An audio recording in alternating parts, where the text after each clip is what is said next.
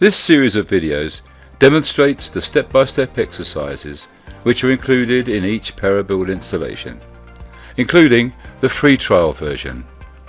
In this exercise we'll draw trusses between columns. Click on the truss icon from the main menu and select Truss Between Columns. Then, following the command line prompt, select the first column and then select the second. From the selection dialog, double-click the macro oblique truss.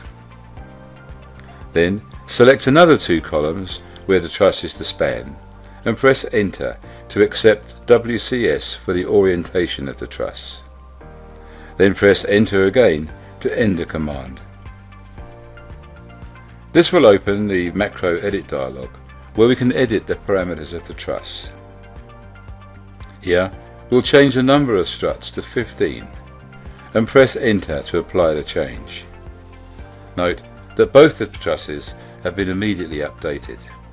If you zoom into the truss, you'll see that all other connections dependent on the number of struts, cuts in this case, are automatically recalculated.